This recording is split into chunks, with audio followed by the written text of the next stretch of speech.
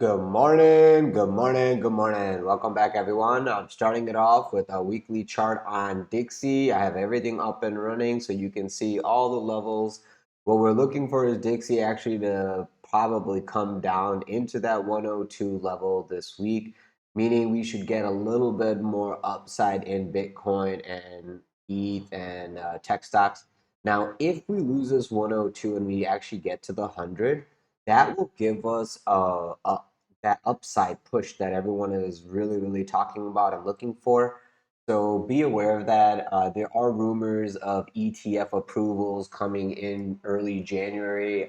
If that holds true, I am not seeing that as a bullish event. That can be a sell the news event because a lot of people will probably rotate out of spot and into those investment vehicles just because they think it's safer in some sense. I mean, if you have a lot of volume, I mean, a lot of money, I can understand like having a custody, uh, someone to blame for anything going wrong, like custodial service makes sense, but I don't know how much they're actually going to be insuring. So aside with all that, this looks like a higher low to me. I'm looking for this rounding bottom at that 102. If we get a little bit more to the 100, that's fine. We'll get some more upside love. That's great.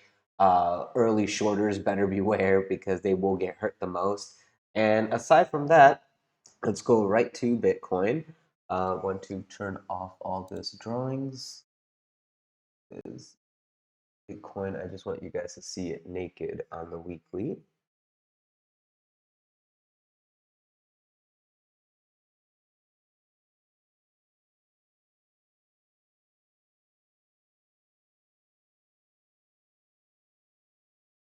That is Bitcoin coming up.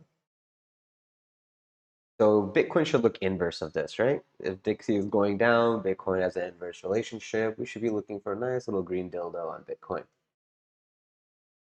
And as it loads up,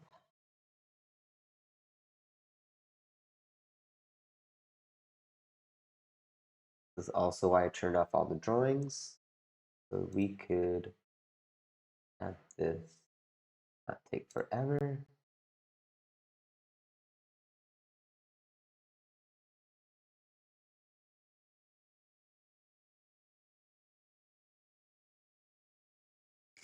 Yeah, aside from that, we have earnings coming out from Black Friday and Cyber Monday. They were looking good.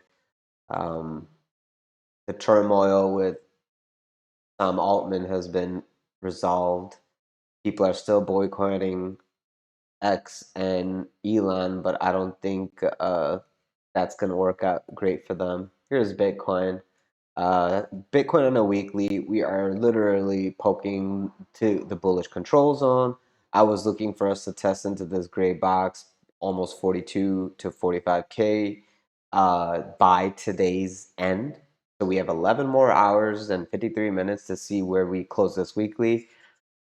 I am on the side of continuation on a weekly time frame because even if next week is a red candle, I have to see where that red candle closes before I'm even assuming a pivot is in.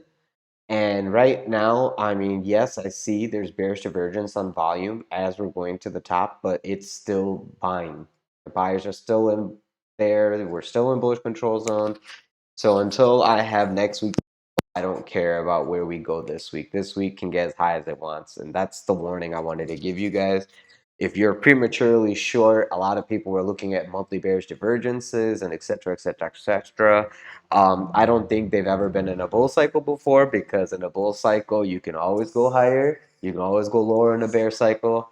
That's why you have to wait for the monthly close to give you an actual data point to count a bearish divergence on, and then you wait for the next candle to confirm it so you don't freaking prematurely blow your load. And that's what happened to a lot of people, and that's what's going to happen again because people don't learn their lesson and they think they're smart. So be aware that if you're going to trade this game long term, you don't need to be first, you just need to be right. You don't need to have the tip of the candle. You want to get 80 to 60 to 80% of the meat of that candle. That's good enough. Because when you try to get like the perfect entry, oh, that vanity P&L shot, that's when you basically lose your account. And yeah, not everyone is smart to like trade those events carefully. You know, the guy who's posting TA is probably not even taking a trade. He's analyzing the trade, waiting for a perfect setup, while you looking at his TA is like, oh, executing it at like 100x and shit. So just be aware. Just be aware, okay? You be aware and be responsible for your trades. This is what I was guiding members on, and everyone who was trying to show me something against what I was showing, I was like, you're wrong, and I fought and defended my thesis accordingly, and that's what you should do as traders. Don't just take whatever you see as like the truth. Investigate, back test, do it into your trading style to see if it fits. Otherwise, just, take it as a grain of salt. But I mean, if it helps you get more profitable as a trader, then incorporate it. Don't just change your style blindly. Um, Basically, 37.5 is support on Bitcoin. Until we have a 4-hour open and close underneath 37.5, I'm not even looking for any downside. You have like really, really good support around 37,000, 38,000. And that's your warning, is that when you have a 4-hour open and close underneath it, then you have warning of down. Until then, you should be looking at where do you see a doji maybe on a 4-hour, because this was the doji people shorted and they got wrecked. Okay, so markup is still in occurrence, and we're not even half. Where this is the top, this is the bottom, this gray box is the 0.5. So this is kind of where the institutionals will be doing some kind of rotation if they're going to do it. Now we're going to ETH on a weekly. As you can see, ETH is just creeping above that high right now. We were not even making a doji. Once these oscillators pop up, it will probably say, hey, we still have a little bit of space on ETH as well. Maybe it's like right here. 24, 25,000 is what I would say blindly from my naked eye. And then once the indicators all pop up at the top, the bottom, and the middle, they'll probably corroborate like this 2750 to, there you go. Well, I was going to go off of these wicks over here, but it wants to go right over here on the neckline of this head and shoulders that broke down, gave you the measured move, and now you have this mini inverse head and shoulder trying to bring you right back into the reverse mean. So really, ETH wants to be close to like 28,000, 24 to 28. It's going to eventually get there. You already have your freaking weekly breakup structure. You're in bullish control zone. As people are shorting, they are actually fueling the rise, because what's happening is previous shorts are actually either closing or being forced to close through liquidation. I think yesterday we had like 400 billion or 400 million. I don't know how much it was, but a lot of people got liquidated on those impulses. And that's why you got that quick wick back down. But the thing is that those positions are just going to get reopened, and you will see us float past through those resistances, because once the stops are hit, that you have to re-put a stop there. Who's got the balls to take another hit right there when you see this kind of momentum? Logically, you're not really trying to short this. You're trying to short a little bit higher than this for a swing failure pattern. And right now, if you got higher lows like this, right, and you're doing this little zigzag, obviously a lot of people were going to try to short this. It was naturally going to at least come to like this wicks, what I was looking for. Then you can swing failure pattern back, make a bull flag in a little triangle consolidation here, right on these. Basically, this is support.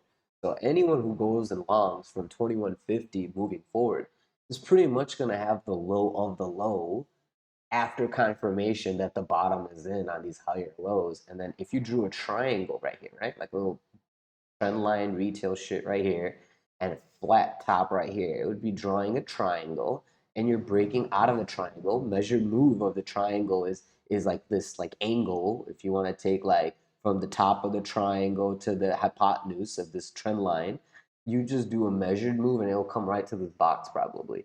So just doing common sense blind ass TA like that will let you know, hey, I should probably consider not shorting this range over here. And I probably should just be patient on my retail ass and then wait for a short over here. So that way the institutions who are marking up price can get it to the price that they want where they're trying to take profit. and I can maybe take a short and ride it back and make that little bull flag for that next breakout into the higher levels later. And this is like, you know, you're talking about January, February, like that into next year, because this is a weekly time frame. So all you guys on like 15 minutes, 1 hour, 5 minutes, calm down. Go wash your hands, okay? It's gonna take time, but as this now officially is showing everyone we're bullish, and as you watch this video and you are confirming to yourself, hey, I probably shouldn't short now, I should wait later, the momentum of this measured move up, like this 1-to-1. So if you measure this bottom to this top and you do that bottom from here to that top, you're going to get an impulse just as quick in the next 2-3 weeks into Christmas, into the end of the year, as everyone's taking profit for the tax season to be over, et cetera, et cetera, et cetera. And this is where you'll find a little bit of resistance at the end of the year into next year to see if we break up higher and then come back down and play the little consolidation game of chop. So that's basically the gist of what I wanted you guys to get. I'm sorry for the rant. This is mainly for the members who get to deal with me on a regular basis anyway. But everyone else in the YouTube world, if you enjoy these videos, please leave a like.